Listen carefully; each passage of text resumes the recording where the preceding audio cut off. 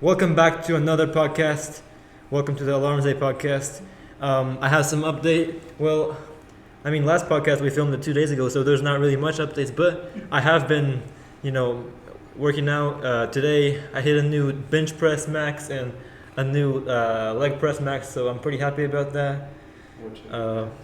What? You want to let the people know about your max? Oh, the leg press is a 500. But on the bench press, I'm not really confident saying it. Maybe later, but I'll say it later. Cool. Yeah.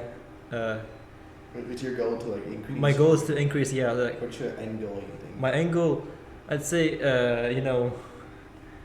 it's. Let me think. I wanted to get 200 by the end of this year. Okay. Yeah. By the end of, or maybe earlier, 200 by the end of the summer. That'd be a better goal. Yeah. By the end of the summer. So, yeah. My name is Jonathan. I'm Caleb. What's up? It's these guys again. Yeah. We For back. part 2. We're going to continue our discussion on the censorship that we ended off with last time, so go ahead and dive into that. Yeah. I think we shouldn't be censored too much in a sense. I feel like there's a certain limit that you should censor, in my opinion. I shouldn't. I feel like. What do you think? It's interesting because there was censorship prior to the COVID-19 thing. Oh, I shouldn't be saying that, but you can blurt that out if you want. I don't know, because they're gonna put the little thing and all that. It don't matter. But there was censorship prior to the pandemic, right? But it definitely ramped up during the pandemic, and I feel like that type of censorship. Okay, so there's a couple different types of censorship. There's censorship that's trying to cover up grotesque images or stuff that people shouldn't see because it can harm them, and there's the type of censorship that happened during the pandemic, which is misinformation. And I think when we're talking about obviously the grotesque imagery type of censorship, there's no debate over that, but I think there's a debate over the misinformation censorship type thing, because there has to be a valid conversation and understanding on what misinformation is and how you really handle it. But at the same time, the censorship issue is kind of nuanced because these are private companies, you know what I'm saying? So I think if you really want to change the censorship laws or censorship on the websites, you got to change the laws first. I don't know. And there's a debate because most companies are private and they don't even listen to the United States. Mm-hmm. And there's other people around the world that has different rules and what they can say. And so the problem is people think that America is overstepping on their thing. What do you think on that? Well, if it's an American company, I don't get how they can overstep. I wouldn't say that a Chinese company is overstepping by enforcing their rules. If I'm buying a product from a separate country, I should be expected to follow the rules for that country. I think that's just a general rule. It makes sense.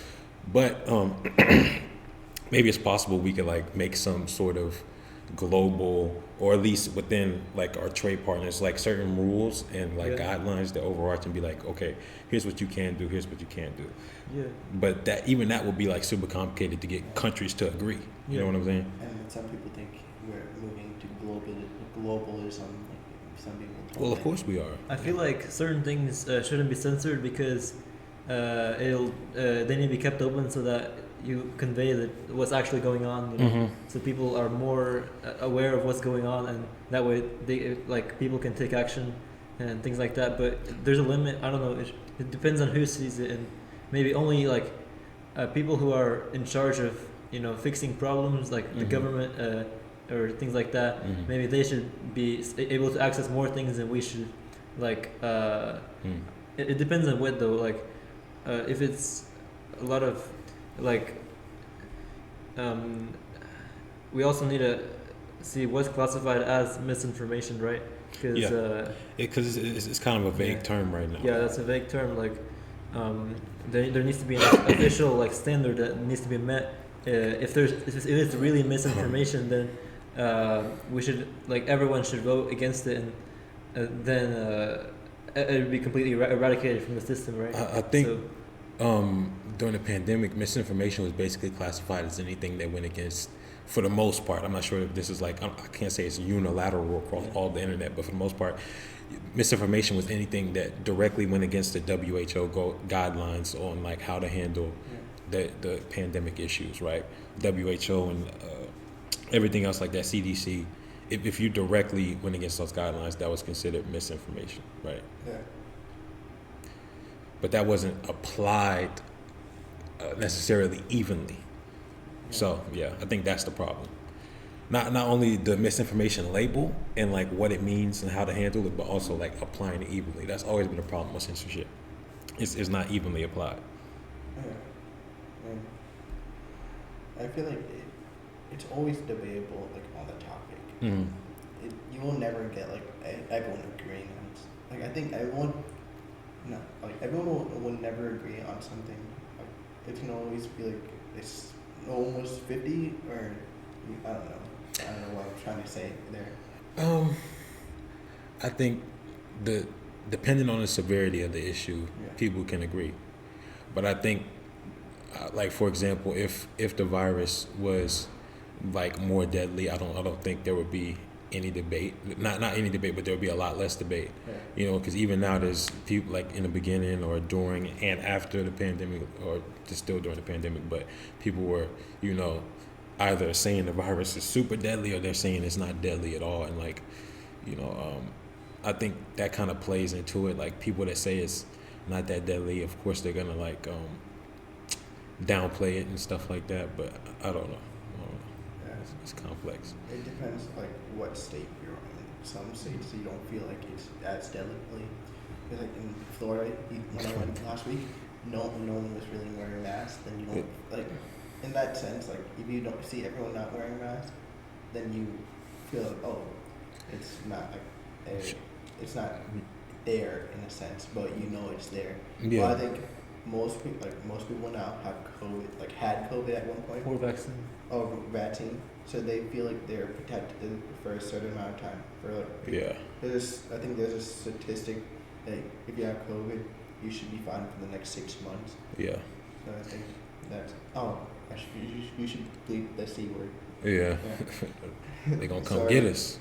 Yeah. So, but whenever like now, like, it's like if you like go like near whenever I go to Chicago, you see a lot of people wearing masks and stuff. Mm-hmm. So I feel like it's all depends on where you go and like how people see it. It depends on where you go, because certain legislatures like California and Chicago, they tend to be more in favor of wearing masks, and that's why people are more used to wearing masks there, and they're still keeping their habits like that. The weird thing is that like you know how like in like Japan, for example, when it's like flu season, everybody's wearing masks. Yeah. So it's like I that always confused me in America, like how it's like, why is like I always say like, why is there rebellion like not to wear a mask? But I'm not like on the right, so I can't necessarily like speak for them. I think it's like a freedom thing, rebel against the system. But I think I don't know. It's in countries like Japan, it's normalized, and I don't know if that says something about their culture as far as like selflessness or something like that. I think Japan, like they're more hygienic, like if you look through what they do, and like I think from the right, they don't want the government to tell them what to do. Yeah. I think if they like said, if someone like they said as advice but not force it, like I feel like more people would be wearing like as advice. I feel like people they will wear a mask, but but I feel like if you force someone to do something, that's how. Yeah, definitely, yeah. But, yeah, I think that was the root cause of this issue. But if we ain't got nothing else to say about this whole topic, we can move on to something else. Let's move on to music. So, I'm a rapper, right? Like I told you my Instagram at the very first intro podcast, my rap Instagram. But if y'all forgot, it's KaiKoaster, KaiKoaster. So go ahead and follow that, and Caleb right here, we make music together. We made 3 songs together, and it's been pretty fun. Yeah, like I've been experimenting genres, getting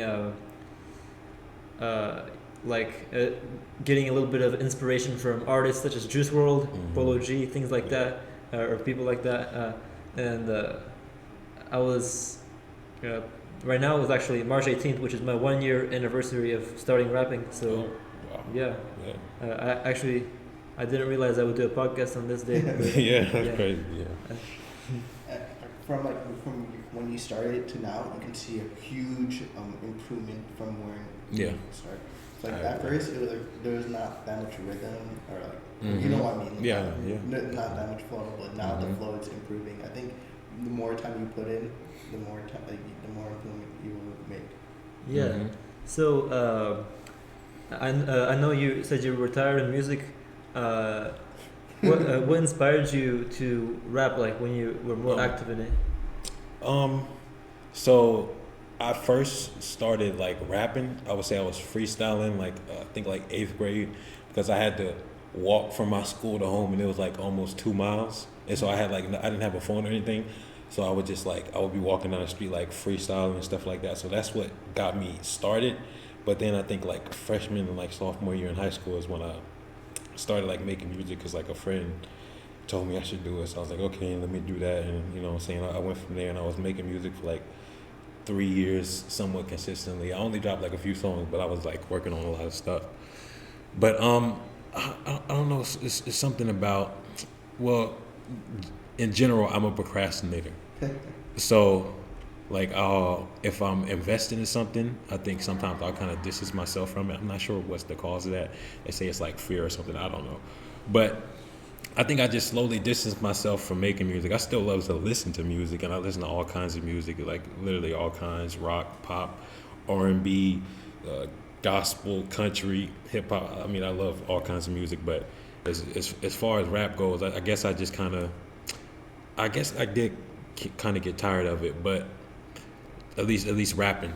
But yeah, I think when I'm on a track with somebody, it kind of brings something out. Because rap, I think, is intrinsically competitive, and not that I'm trying to compete, but I think being on a song with somebody brings the best out of you. So I think that's why I come out and do music with you and other people. So yeah. It makes sense. I feel like that same thing happens for me. Now I can't go fishing by myself because I feel like it's kind of. I feel like I need someone else to like compete. In that sense. Yeah. It's like for me, like I if I go fishing by myself, then I just get bored. Like I just think about fishing just by itself. Yeah. But I think whenever you having someone else, you can socially talk. Yeah, definitely. You can do all sorts of things when you're in a group of fishing.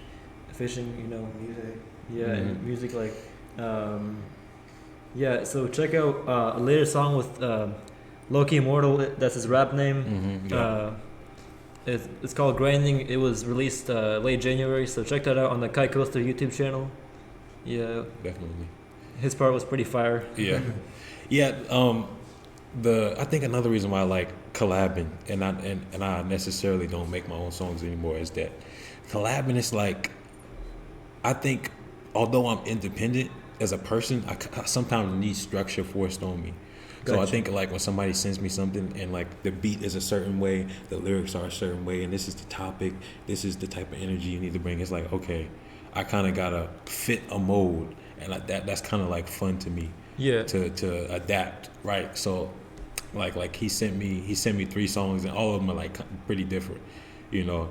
The second one I forgot the name. Forager? Forager. Like I remember when he sent me that and I was listening to the beat, I was like, I never rapped on nothing like this before, bro.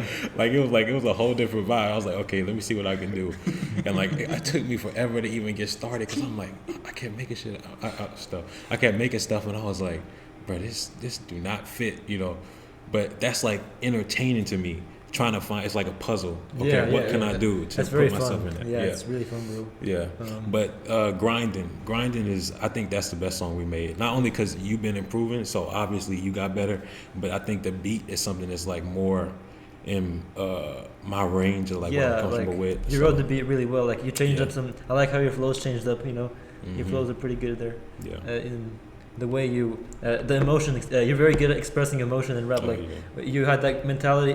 Song is called Grinding. Has that big like vibe where you're trying to achieve something. That's what you're. Yeah. I like how you conveyed that. I like how you Yeah, kind definitely. of went for it, and you could tell the grind in your voice. So I could Yep. I could tell you really went for for that vibe.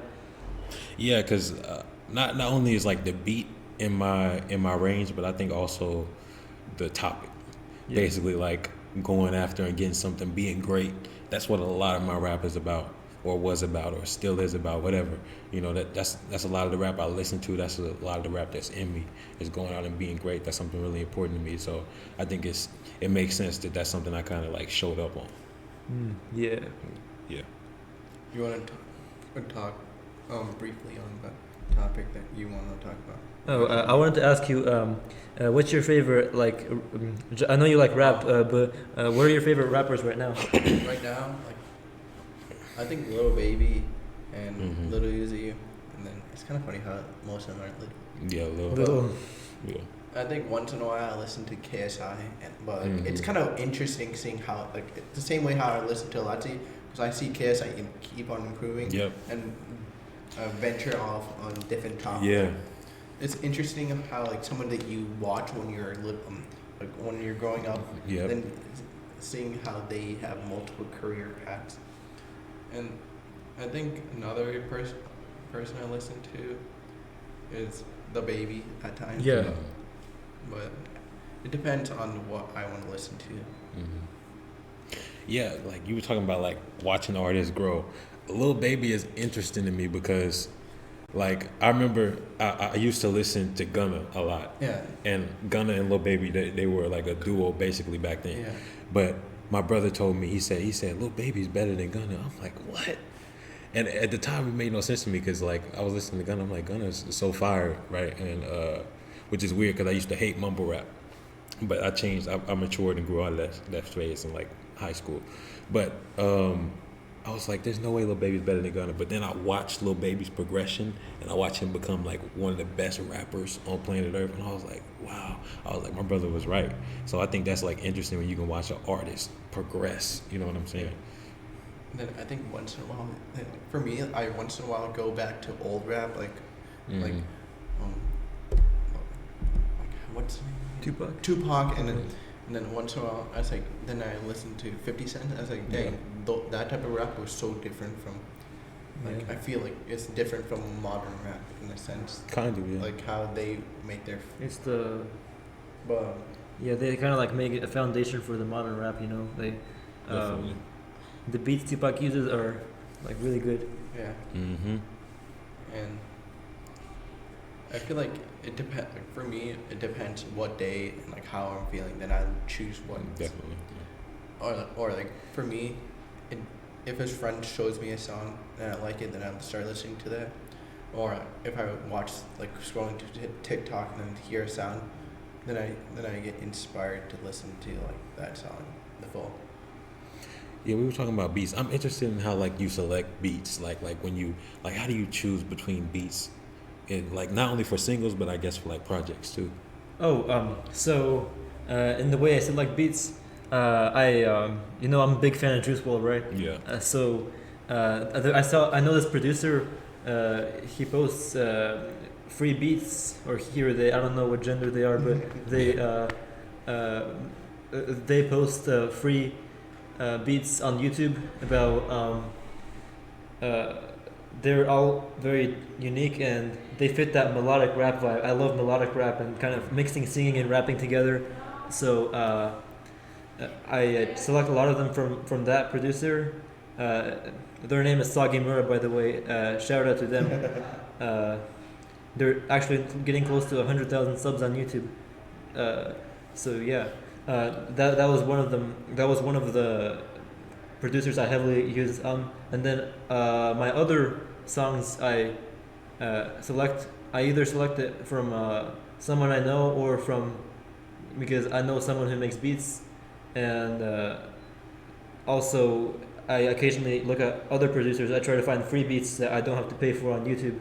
But you're probably asking how I select a specific type of beat. Yeah. Well, answer to that question would be whatever I feel like. Sometimes I feel like melodic rap, which a lot of times I do, but sometimes I feel like, you know, I have to spit something fast. I want to do something fast. So if I want to do something fast and aggressive, I choose like a beat that's not much melody, but a lot of hard bass and Yeah. just something that High was tempo. high tempo, like high tempo rather than melodic, just straight spitting bars. You know, that's what sometimes I feel like. And a project as a whole, I've all my projects they relate. The songs in one project they relate to each other. Not that their beats are similar, but that the topics in them are similar. So, like my project "Getting Real" was had very different beats. Like if you listen to one song from "Getting Real" Forager, the one we made, that beat is very different from the next song on there, which is 2392, which is a melodic guitar beat. Pretty much those two songs they're right next to each other on the album, but they're completely different. The thing that they have in common though is that they're both about kind of what I feel and my experience and things like that. That's what the whole album is about. It's about my experiences and about things I felt, you know.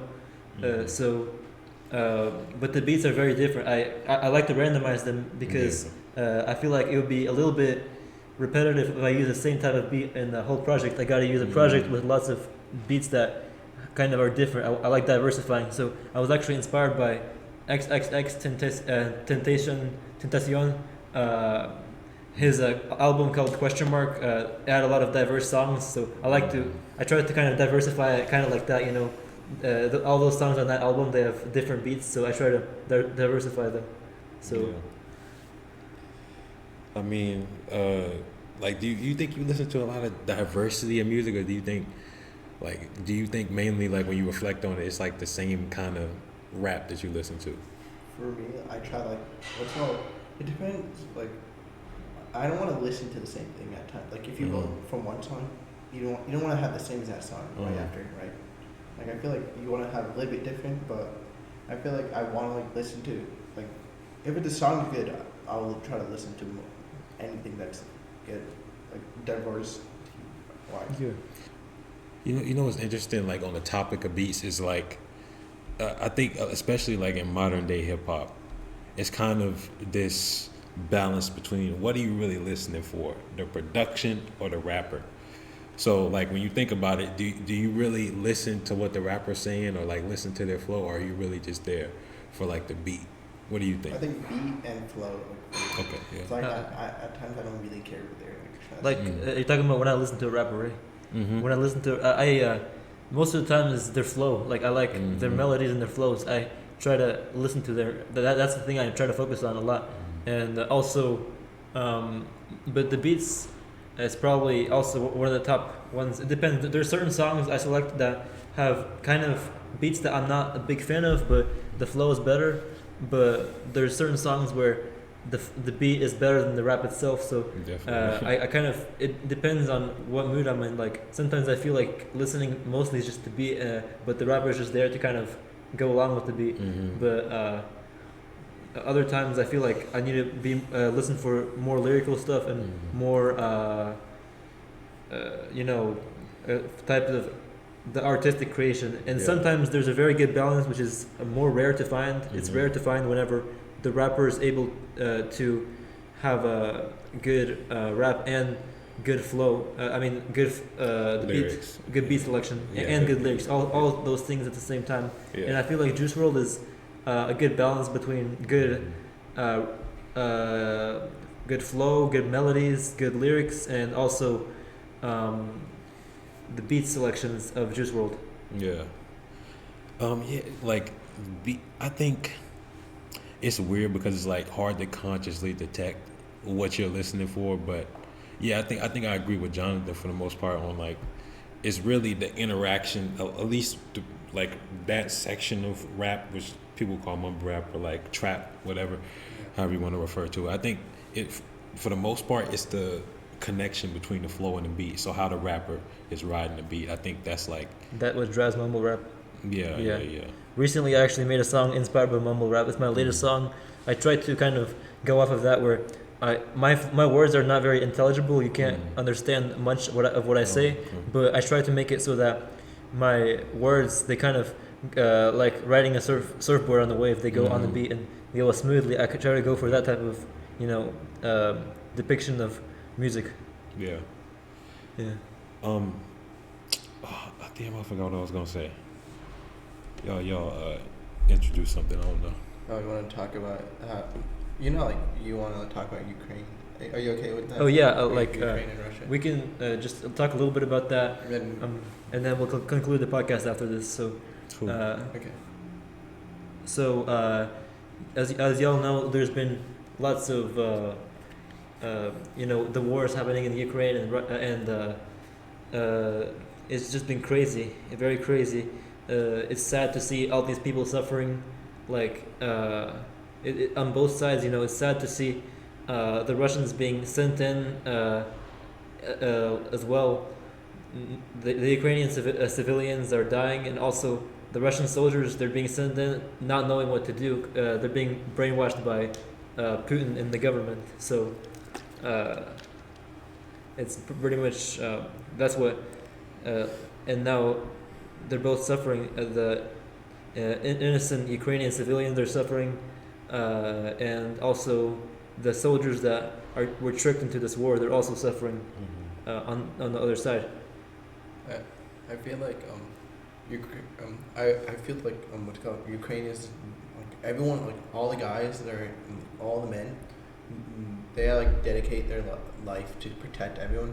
Definitely. And then from what I understand, like a lot of people that are in retirement and like other things like, for example, boxing. There's like two of the best boxers in the world going back into war and defending their country. That's respectable in my opinion. And it's kind of crazy what's happening in the world. I feel like if anyone else besides like other countries join in, then more people on the other side, country allies wise, would try to jump in. That's what I feel like. Yeah. Sorry, go ahead. No, yeah. I mean, I was just gonna go off what he was saying. Yeah, I mean, that's the thing about allies, right? And NATO specifically is that if one of what's interesting is that at the beginning of the war, I was watching this YouTube channel. I can't remember his name, but he was a former military infantryman for the United States. He fought in like Iraq and all that. And he basically was doing like a breakdown of all of the battles going on and like providing like ground level footage of stuff. And he was providing basically like an unbiased view of what was actually happening in Ukraine and Russia. Because obviously in the West, we're not. On American news, they're talking about, oh, Putin is insane. He doesn't know what he's doing. The Russians are being crushed. It's like that's not entirely accurate. Where of course the West is going to tell like this beautiful David versus Goliath story of like Ukraine pushing back the Russians, but 120,000 soldiers is pretty hard to push back. But so basically that channel, he was going over, the map and like where the Russian forces are coming from, what are they doing, what cities they're encircling. But this connects to NATO because I don't remember when it was, probably like a few days into the war. Some bombs were dropped on like the edge of Ukraine, and it was like 9 miles or like kilometers away from a city in Poland. Yeah, I believe. I heard about that. And when you think about it, if those bombs had been a little bit off, then we would have had to come in, because that's what NATO is all about. I mean, that's crazy. It's literally in the doctrine. It's one of the articles. If one of the allies or members gets attacked, then everyone has to join in. So, yeah. Yeah. So it's crazy how also it's pretty cool to see the patriotism of the Ukrainians, how they are ready to defend their families. They're ready to, they just have this strong sense of community, this strong sense of nationalism. In a good way. Like they love their people. They love, just staying together and just being there for each other. As well as the president himself, he's very, he's kind of like a brother to the whole country of Ukraine. Yeah. What I find unique about this Ukrainian president or leader, it's like he used to be an actor, or that used to be a president, but that's kind of funny on that part. Then, but what is like respectable? You don't see any other world leaders jumping into war or helping their people out during war. It's like most wars, you see the leaders just hiding in their place where they stay or in their bunker. In that sense. Well, To be quite frank, he is hiding in the bunker, but that's what he's supposed to do because if he's obviously caught, they're gonna it makes you know sense. what's gonna. But the difference is other leaders will hide in the bunker outside of their country. Yeah. Right. He's staying there. He's staying. I think he's in the capital. I believe.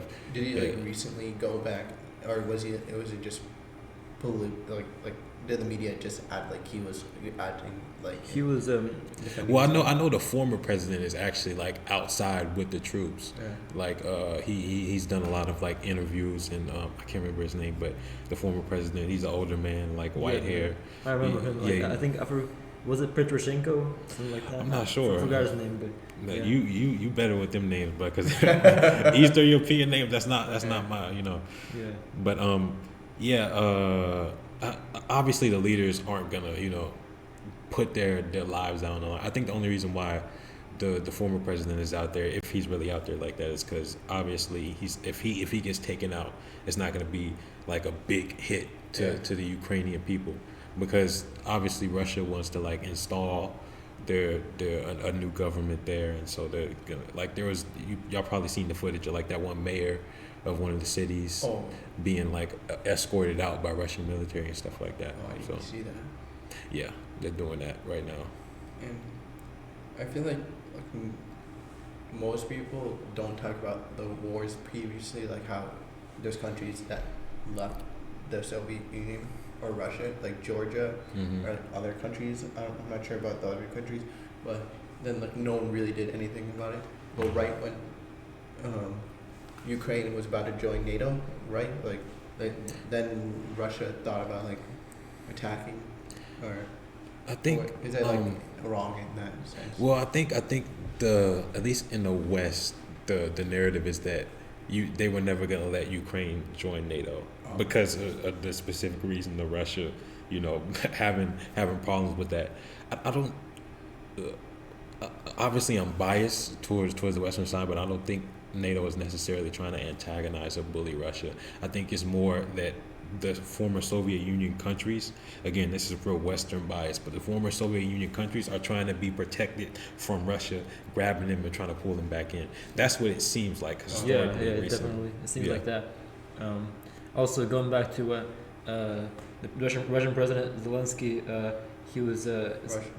Oh, sorry, Ukrainian. I'm so He's sorry. beat Vladimir Putin and he's taking over Russia. Ukrainian President Zelensky. My bad. So he was visiting hospitals and visiting wounded soldiers. I think that's very respectable. Yeah. That's really, really good thing to do as a president. So especially considering that Russians is like bombing hospitals and stuff. I mean, he could get blown up in like one of the, because Russians is blowing up everything where they think people is soldiers are stationed. Yeah. I'd like to believe, because for multiple reasons, not only morally for the sake of humanity, but also logically it doesn't make sense. I'd like to believe that the Russians aren't purposely attacking civilians specifically. I like to believe that they're just trying to coordinate where they think military operations are, and civilians just happen to be there. But I mean, it's a lot of civilians in the crossfire for obvious reasons. I mean, they literally live there.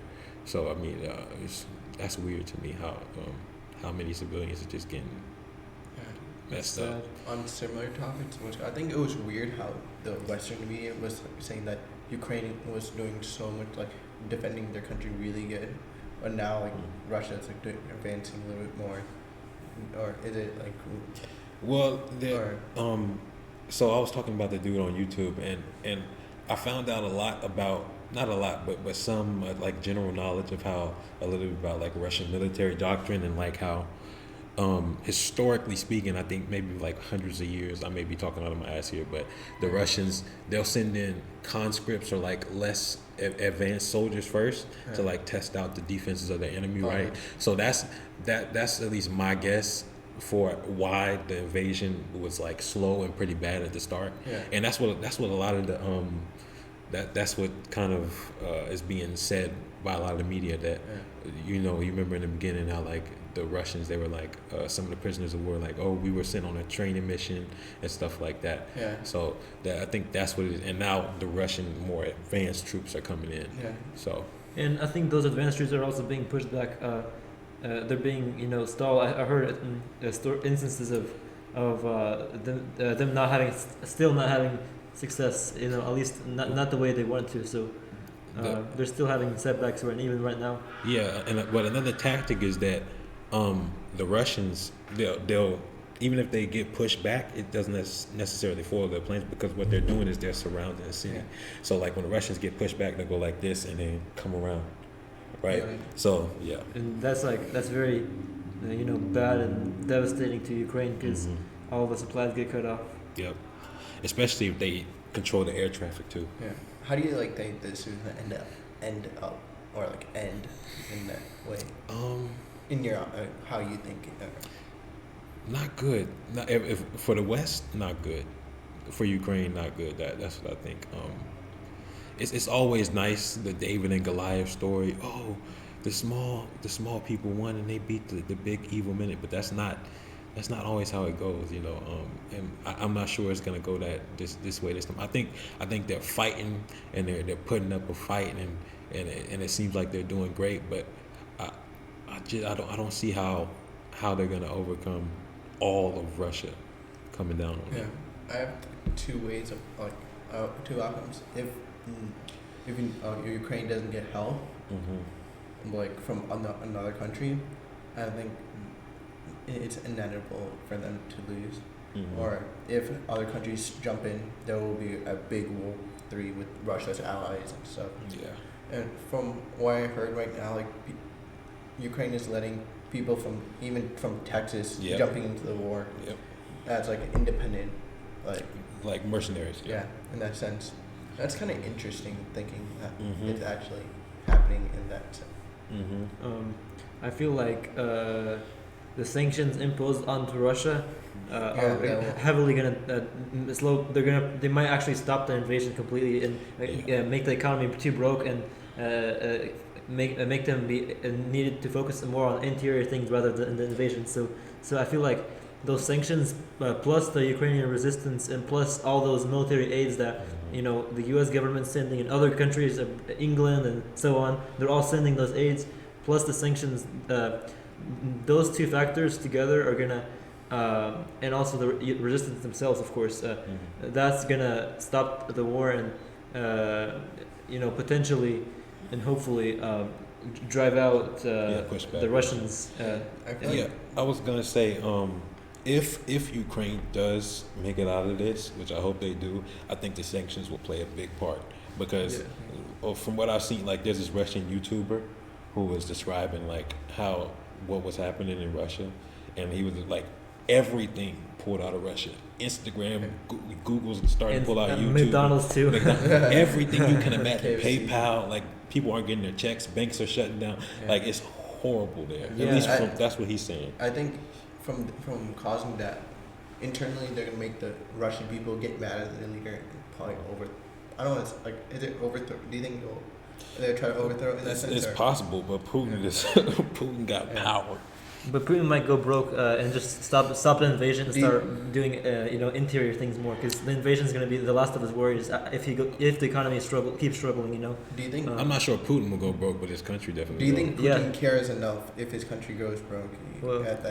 Because do you think his mindset is I will do anything no matter what? Or so the fact that he's even doing this right now makes me question his empathy in the first place. So I would say if he does care about his country going broke, it would be because it's going to affect him and his leadership.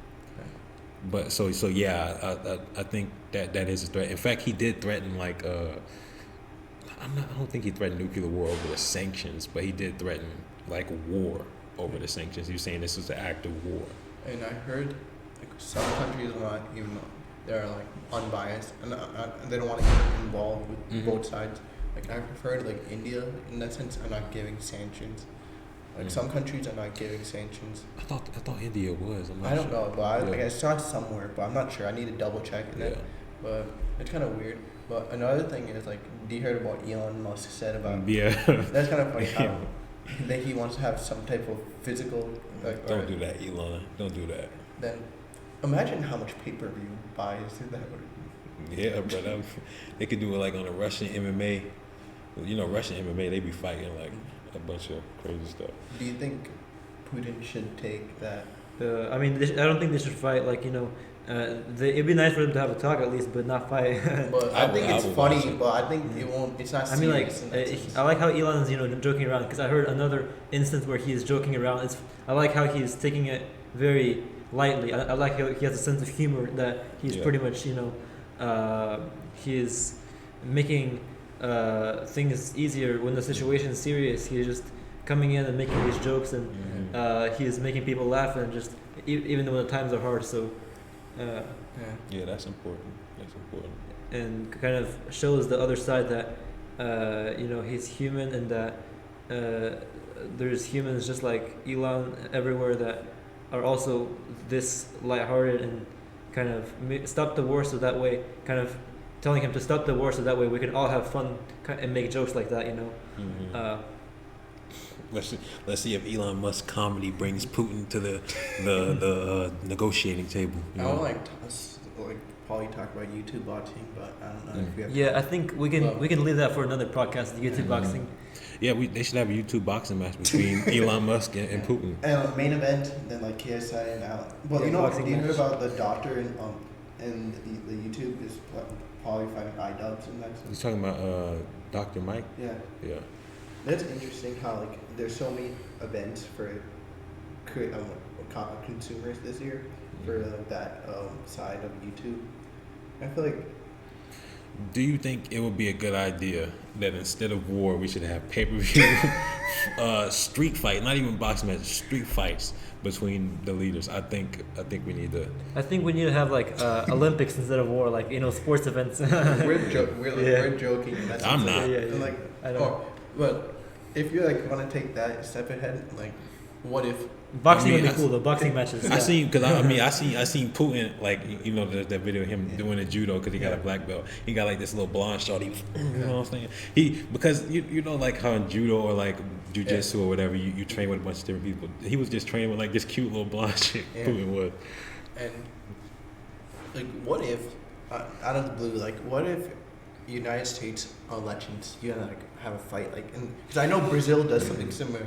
I heard about like two people that are trying to, whoever wins gets their wins, like, in that sense. Are you talking about like in like ancient times or something? No. And they're doing. I think they're like arguing, so and whoever wins gets that position.